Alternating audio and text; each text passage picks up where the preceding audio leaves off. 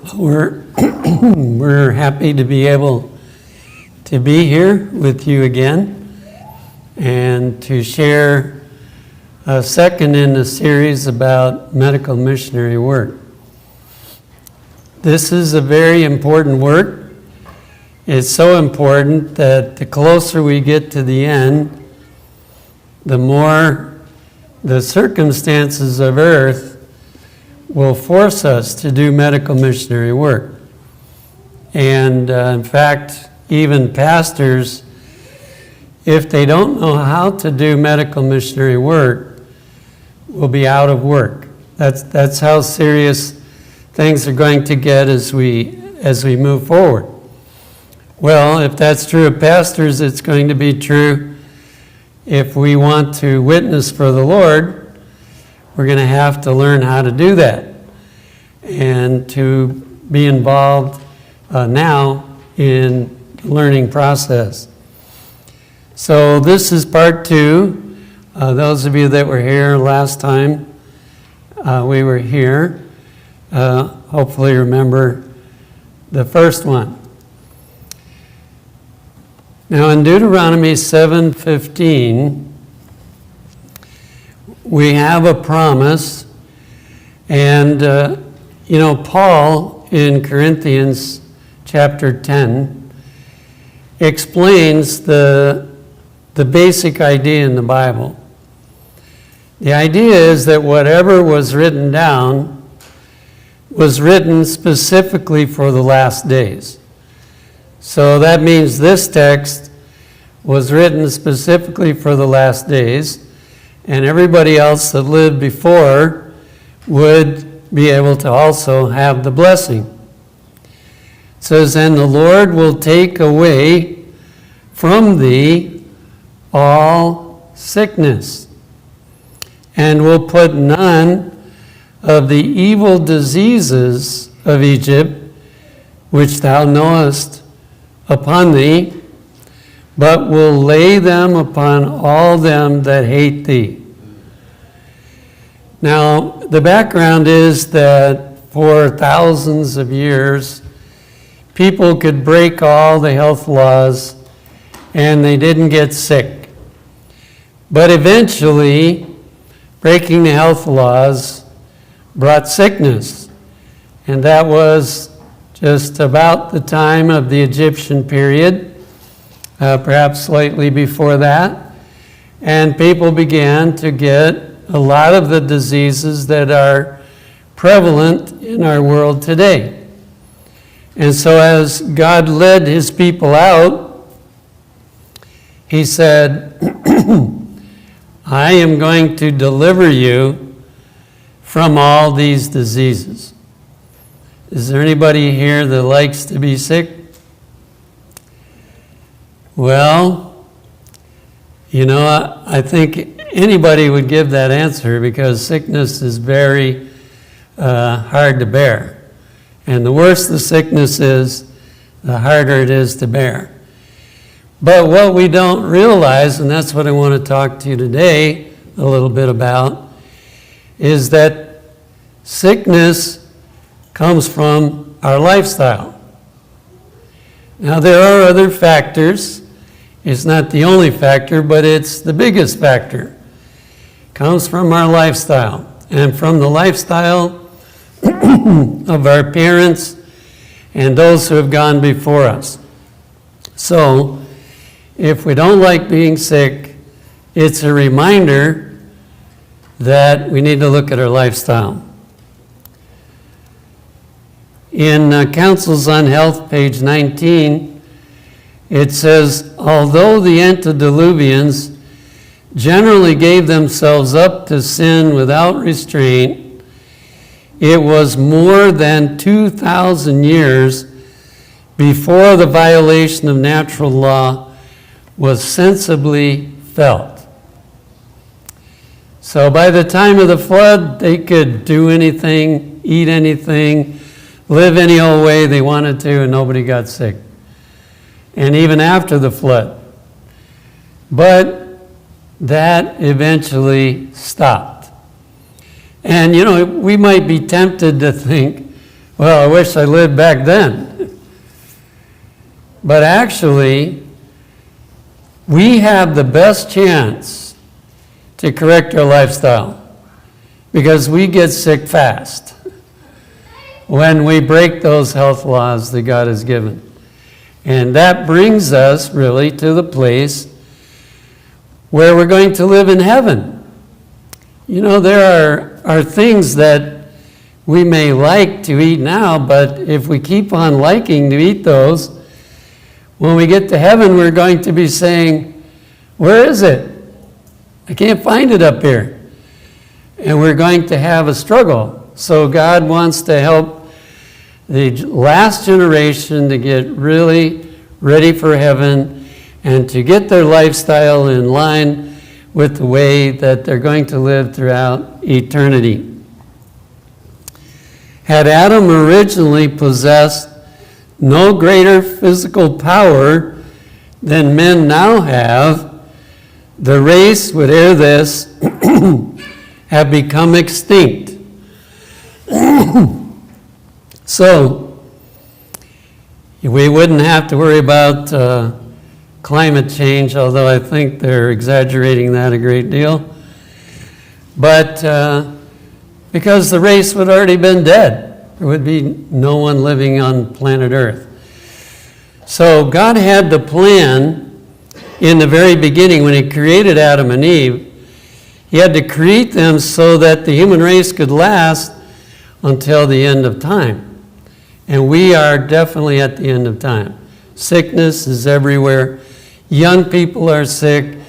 They're in their teens and they're in their early 20s and they have all kinds of sickness. And I don't know how many more generations will be able to live because it's just getting so bad. And yet, by living the heavenly lifestyle, we can enjoy a lot of good health. Because God wanted Seventh-day Adventists to have not only a message of the three angels to the world, but a part of the three angels' message is the health message. And unfortunately, we have not paid as much attention to that part, but it's time that we did. And so we read this. This was the first vision given to Ellen White in regard to health. And, you know, our pioneers a lot of them were in really bad health. And in fact, Ellen White had plenty of bad health. But this message helped to correct that. I saw that it was a sacred duty to attend to our health and arouse others to their duty. Now we talk about the man that's smoking a cigarette and he's telling his son, don't smoke. Doesn't work, does it? The son is very likely to smoke. However, that's just one issue. But there are many issues. And every one of them, in order for us to teach other people, we have to be practicing them. We have a duty to speak, to come out against intemperance of every kind. And then it gives 4 major areas where a change is needed. Intemperance in working.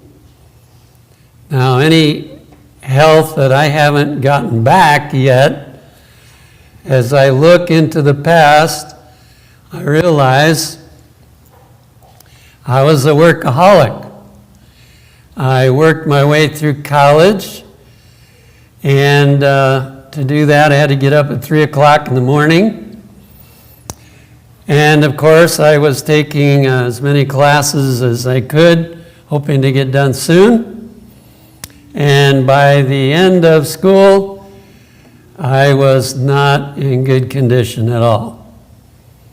Well, then I didn't learn the lesson.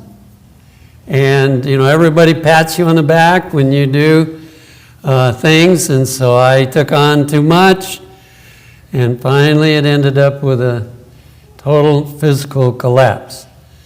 I spent a year where I couldn't do much of anything, but I did learn my lesson on that one.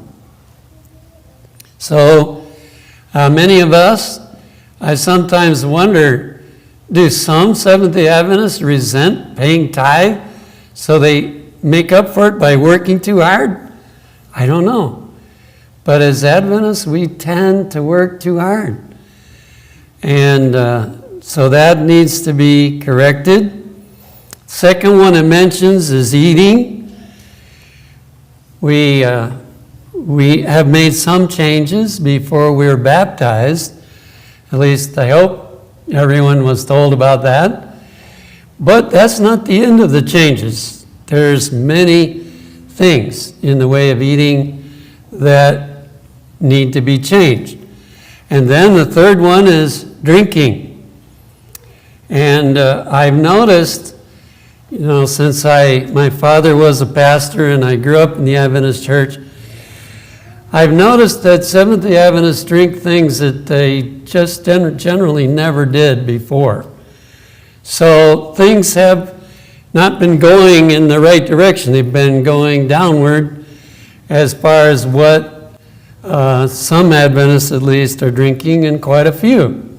So there are changes that need to be made in that area. And the fourth one, and in drugging. Well, that's not just talking about, those drugs that people take to lose reality and all that, but it includes the drugs that doctors give out.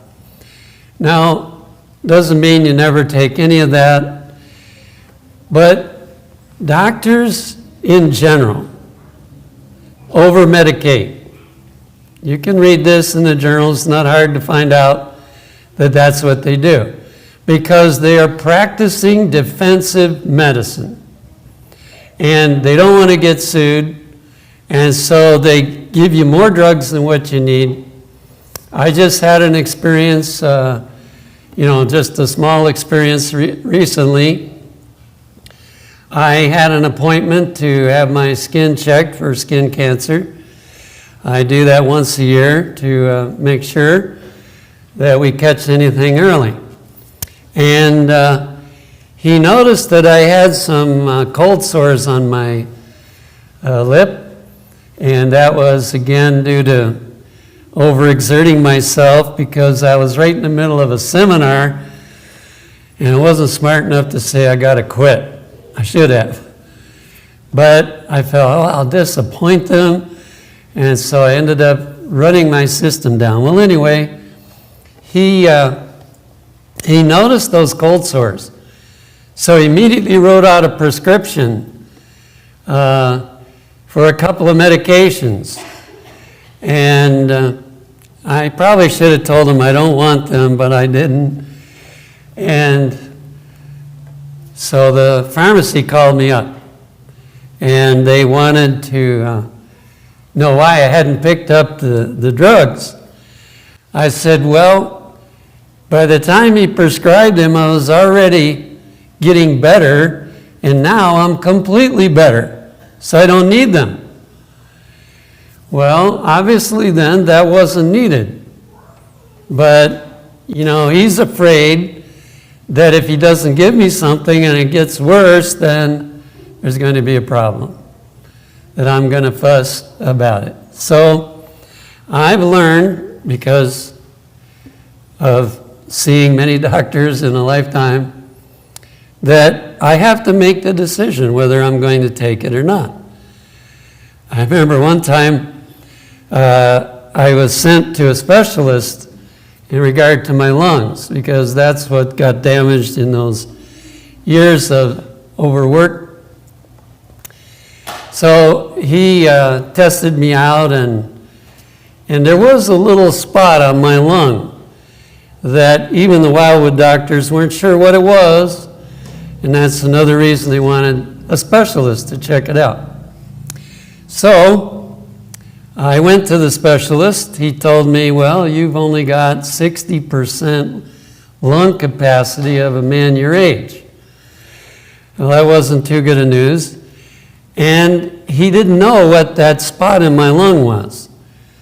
So he prescribed some medicine that I should take. I got home. My wife always looks up on the internet to see what is the effects of the drug. And the first thing that was listed as a side effect of the drug was death. So she said, you're not taking that. So instead, what I did was took hydrotherapy treatments for a year.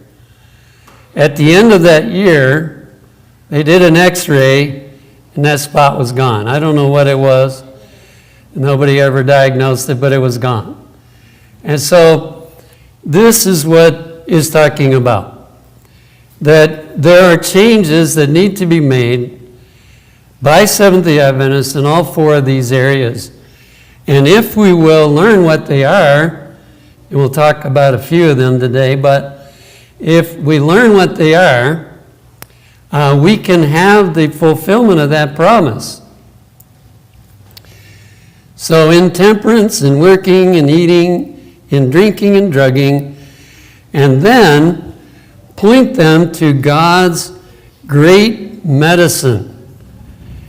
And one of his great medicines is water, pure, soft water, for diseases, for health, for cleanliness, and for a luxury. There was many years ago, you can read about it in the book Story of Our Health Message.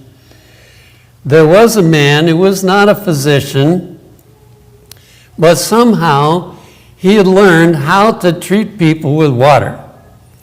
And as a result, he became a world-famous healer. Now, the physicians didn't like him because he wasn't a doctor. He didn't have a degree as a doctor. And so he got pulled into court constantly because he was treating people and they were getting well. And, people were flocking to him. But you know how he got off from every court case? He said, I only use water. I wish I knew all the treatments he was giving.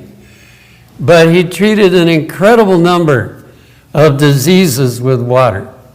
And we've learned a little bit there at Wildwood of how to treat with water. Things like hydrotherapy, fever treatments, and various other types of water treatments. And of course, Dr. Kellogg, the most famous Adventist physician, he even wrote a book in regard to how to use water. One thing that my wife discovered when she was having a little difficulty with high blood pressure is how a really hot shower will bring your blood pressure down. And so this was something that we've been able to use as well. But God has a desire to teach Seventh-day Adventists how to handle as many diseases as possible by the use of what we call natural means. Now, it's not just some of us, but Ellen White and her husband had a difficulty working too hard as well.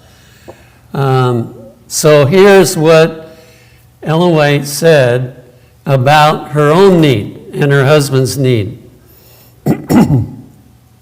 Third selected message is 279. I saw that we should encourage a cheerful, hopeful, peaceful frame of mind. For our health depends upon our doing this. So if we develop that frame of mind, instead of worrying all the time, being upset over this and that and the other thing, it will make a difference. I saw that it was a duty for everyone to have a care for his health, but especially should we turn our attention to our health and take time to devote to our health, that we may in a degree recover from the effects of overdoing and overtaxing the mind.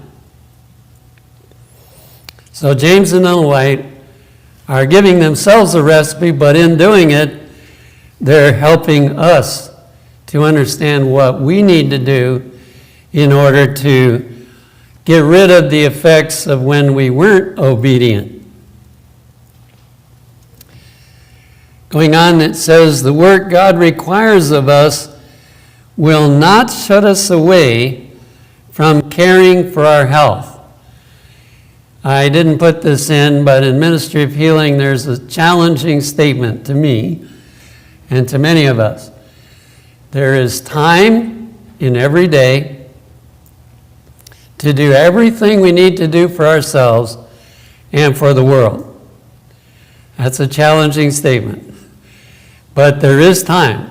And so apparently James and Ellen White didn't always follow that, but when they became awakened about health, they realized we need to do this.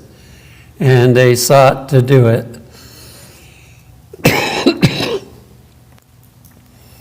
What is the cause of disease?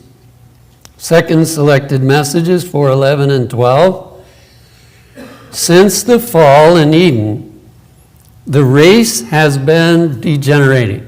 Now that we can't do anything about, except we can make it degenerate less through us to the next generation. Here's the things that have come about: deformity, imbecility, disease, and human suffering have been pressing heavier and heavier upon each successive generation since the fall. And yet the masses are asleep as to the real causes. Well, we don't want to be asleep as Adventists. The rest of the people are asleep. They look at disease as something that God decrees for them to have, and instead of thinking, oh, maybe I should have lived differently, and so that I didn't get this. And that includes a wide variety of things. I listened to a doctor who told me, or not told me, but he was sharing on this video, that he had a group of 30,000 children that had never been vaccinated. Now, I'm not saying nobody should ever be vaccinated, but he had a group of 30,000 children who hadn't been vaccinated, and he said there's not a single case of autism in those 30,000 children. So apparently there are things that need to really be looked into in order to protect from some of these things that it says have come about as a result of the race getting, degenerating over time. They do not consider that they themselves are guilty in a great measure. Now, we can't do much about the past generations, but in a great measure, we bring on ourselves what happens to us. I know that was my case. I definitely brought it upon myself, and I've been spending all the years since then to try to regain all I can. They generally charge their sufferings upon providence and regard God as the author of their woes. But it is intemperance, to a greater or less degree, that lies at the foundation of all this suffering. So that's our work as Adventists, to learn what it is, practice it ourselves, and to share it with the world, because they don't like getting sick either, and yet they just don't make the connection. There is an awakening, though, among non-Adventists. From what I can see in the years I've been in that business, which has been over 50 years in the health business, and I have never seen more interest than there is right now. Let's look at one of the key areas just briefly. In Ecclesiastes chapter 10, verse 12, it says, "Blessed art thou, O land, when thy king is the son of nobles, and thy princes eat in due season, for strength and not for drunkenness." Now there's several things in that text. One of the practices that is very damaging to people's health is eating between meals. But you notice it says, you're really blessed if you have leadership that don't do that. They eat in due season. They eat when it's the right time to eat. And when they eat, instead of eating too much, calls that drunkenness here in this, because there is a change in our mental abilities when we eat too much. And it also includes articles that are harmful that cause that as well. And it says you're really blessed when you have leadership like that. And also in Proverbs 23, verses 1 and 2, it says, "When thou sittest to eat with a ruler, consider diligently what is before thee, and put a knife to thy throat, if thou be a man given to appetite." Well, you can imagine, a king, he can afford to have all kinds of delicacies and everything you might really think you'd enjoy to eat. And so you would be in a great danger of eating too much. Now that's pretty serious to say, put a knife to your throat rather than eat too much. Isn't that right? Pretty serious, but that's how serious the issue is. We know that's where Jesus had to start. When he came to face temptation in the wilderness, he had to start with appetite. And we're told that in order to conquer appetite, he had to go 6 weeks without food, almost 6 weeks, in order to conquer how strong appetite is. So there's a huge battle there that we all have to fight. Don't think that because a person's skinny, they don't have to fight that battle. Everybody has to fight that battle. But God has the power to help us overcome. In Counsels on Health, page 18, it says, "The present enfeebled condition of the human family was presented before me. Every generation has been growing weaker, and disease of every form afflicts the race. Thousands of poor mortals with deformed, sickly bodies, shattered nerves, and gloomy minds are dragging out a miserable existence." Depression is becoming one of the greatest health issues in our world. And if you're sick a lot, you're going to be faced with that. It just is a discouraging condition to be in. Satan's power upon the human family increases. If the Lord should not come and destroy his power, the earth would ere long be depopulated. Now that was written over 100 years ago, but we can see it so clearly today. We don't even need an inspired person to tell us that the way things are going, that it can't last much longer. With the predictions that they have of what they think the future holds, they won't need to worry about it. This is not going to last. God has established the laws of our being. If we violate these laws, we must sooner or later pay the penalty. It's not an arbitrary act on God's part when we get sick, but it is the result primarily of our habits and partly the habits of those that have gone before us. And so those things are what pile up, and sooner or later there is a penalty that has to be paid. The laws of our being cannot be more successfully violated than by crowding upon the stomach unhealthy food. So if we looked at all the areas of life, the one that does the most damage is how we eat.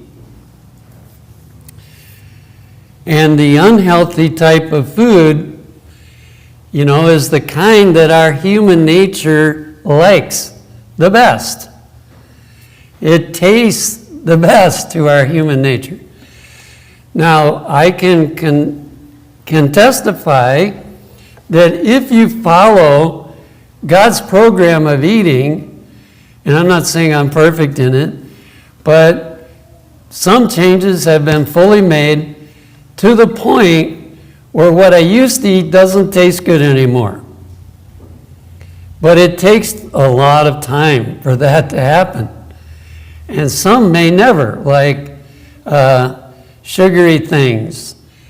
Still taste good to me, although some things I'm not used to that kind of sweetener, and so it can get overwhelming. But I still struggle with that taste. But this food that's unhealthy is the kind we need to find out what it is and begin to change. Don't try to change everything at once.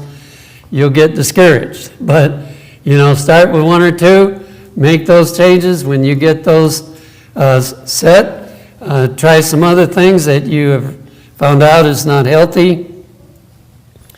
What is the problem? Well, it says, because craved by a morbid or sickly appetite. And what your parents ate had its effect upon you, what you like to eat, and all of this, and what we've eaten before we knew any better. So we have quite a bit of work to do. To eat to excess, and now we're talking about overeating, of even simple food. So you could eat very healthily and eat too much, and that wouldn't be good either. Will eventually break down the digestive organs. But add to this the eating in too great an amount of food, and that unwholesome, and the evil is greatly increased, the constitution must. Doesn't say it could, it says it must become impaired. So there will be some damage even if we don't become aware of some sickness, but there will be some damage every time we disobey the laws of health. Just like there's always a result when we disobey the Ten Commandments. And by the way, the health message is in the Ten Commandments, but it's just not seen as clearly. But it is there. In Second Selected Messages 4:20, it says, men and women, by indulging the appetite in eating rich and highly seasoned foods, especially flesh meats, with rich gravies, and by using stimulating drinks as tea and coffee, create unnatural appetites. So there's the only specific things that I'm pointing out today, but that's a beginning list. There's a lot more. But if any of those things are being done, you can be sure that your body is being hurt. The system becomes fevered. The organs of digestion become injured. The mental faculties are beclouded, while the baser passions are excited and predominate over the nobler faculties. Now, this is giving some details of why, if we conquer in the area of appetite, we will be able to conquer other things that we maybe even gave up on, and we thought, well, there's no way I can conquer that, because you tried to conquer it and you couldn't seem to conquer it. But these things are tied together. And so we have to get down to the root. And when we take care of the root, all of a sudden we start having victories in other areas. You know, the same is true of overwork. When I was overworking the worst in my life, I noticed that I was impatient with my wife. And I knew I shouldn't be impatient with her. And so I started praying. I said, Lord, you got to help me to always be patient. But you know what? He never gave me the victory until I got sick. And when I got sick, I couldn't overwork. And all of a sudden, I was patient with my wife all the time. That works the same with appetite, that we have to address where it all begins. This is the last part of that quote. The appetite becomes more unnatural. So you get a bigger battle now, because you crave more things that aren't good for you. And more difficult of restraint. The circulation of the blood is not equalized and becomes impure. The more we eat, the more blood is drawn to the stomach to try to handle this. And so it gets imbalanced in the body. The whole system is deranged, and the demands of appetite become more unreasonable, craving exciting, hurtful things until it is thoroughly depraved.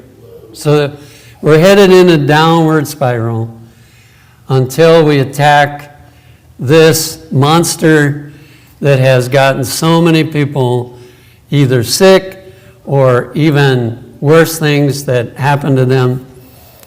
Until we tackle that by the power of God, and He stands ready.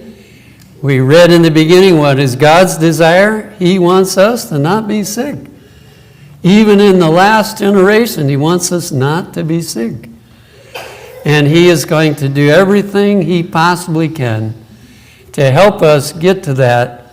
But He needs our cooperation with the things that we can do in order to get there. So again, I close with the question, do you like to be sick? Well, we got a work to do if we don't like to be sick.